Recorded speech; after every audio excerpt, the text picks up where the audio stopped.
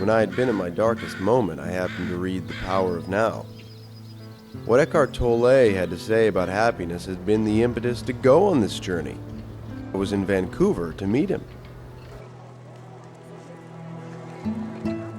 You were there on a park bench for 2 years, and you slept on the park bench?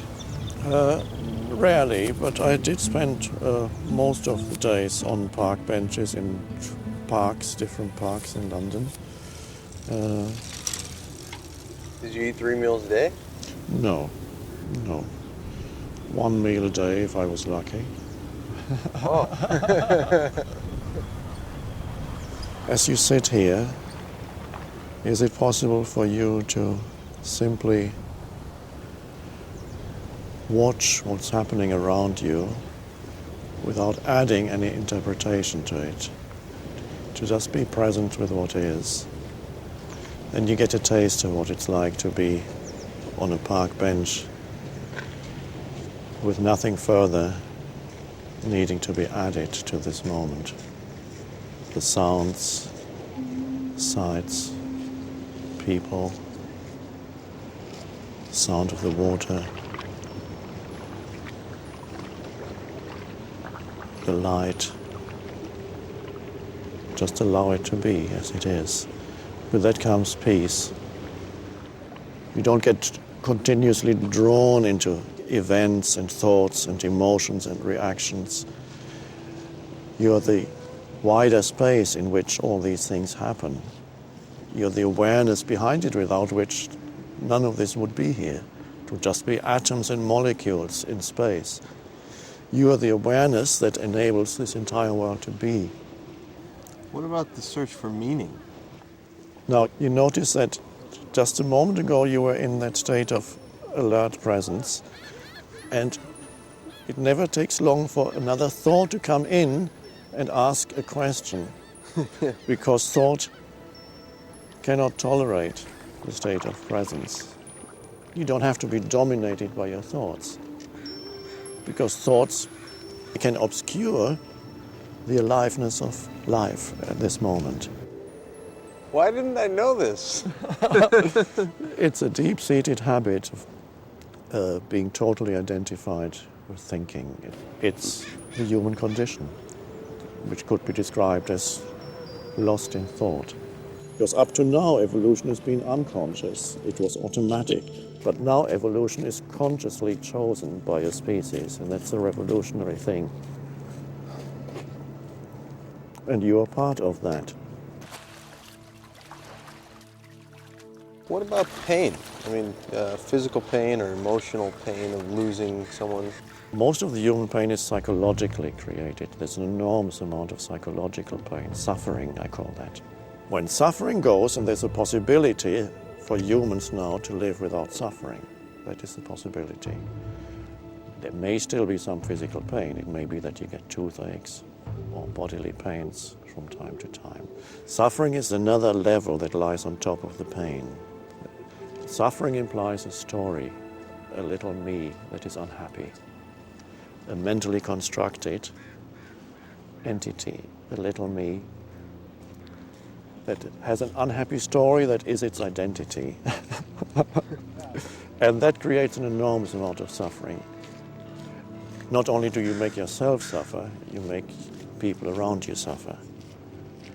To be at one with life is to be at one with the present moment, because that's the only place where life can be found. You cannot leave the space of now. That stays with you, whatever you do and wherever you go. Your life has never been not now and will never be not now. Are you making the present moment into an enemy some way, internally, through thinking about something that's nothing to do with now? I need to figure something out. Well, first of all, be here fully, and then whatever is needed in your life comes. It comes out of the power that dwells in the present moment, that most people overlook. There's an enormous power here, which is the power of life itself. And most people look for something and ignore this. And the power of life itself is inseparable from who you are in the depth of your being. Many times you will forget. But the moment you realize that you forgot, there's the possibility of saying, yes, I lost the present moment. And there's the possibility of choosing to re-enter the present moment. The first thing that happens when you re-enter the present moment, you become more aware of sense perceptions. You suddenly, there's a greater alertness. And then you become more aware of the aliveness in your body. You feel the life within. It's like the entire vibrational frequency of your body shifts when you become present. It's a different state of consciousness. More alert, more alive. And many times you will lose it. And then you'll remember. And that's good enough. Now then, don't believe the mind when it tells you, you can't do it now, you've got too much on your mind, you can't be bothered with the present moment. Yeah. Those are just thoughts. There's no need for you to follow those thoughts. Just watch them. They're thoughts that the mind throws up. You don't need to believe in them because they're not true. When the mind tells you, you can't be present now because you've got too much on your mind, then you can say, let's see if that's true. And then you feel, there's an aliveness in my hand, there's an aliveness in my body. There's beauty all around. And you become present again. Alertness, the alertness returns. And when there is time to think, then you think. Then you sit down and say, let's think, what plane am I going to catch tomorrow? What time do I have to go to the airport? What do I have to do now? Pick up the phone, make a phone call? Fine, that's beautiful. You're not losing yourself in future. That's practical matters. And once you've done the practical matters, you've planned your next week, then you come back to the now. The inner transformation is not really about finding lots of answers to your questions, but finding a new relationship to thought, where not every thought seduces you anymore.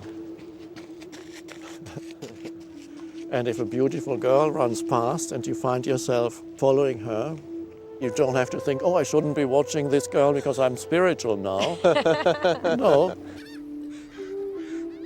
If you can let go, just for a moment, not for the rest of your life, just for this moment, let go of the need to understand anything so that you're truly present in this moment.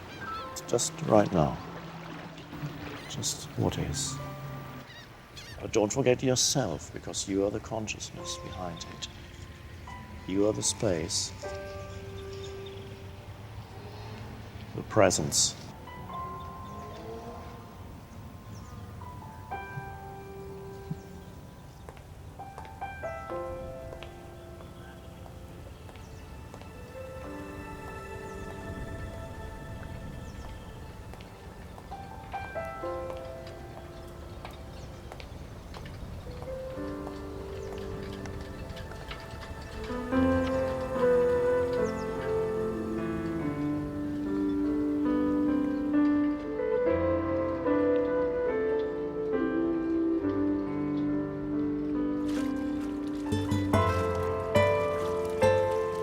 Life wants to support you, but first you need to be open to life.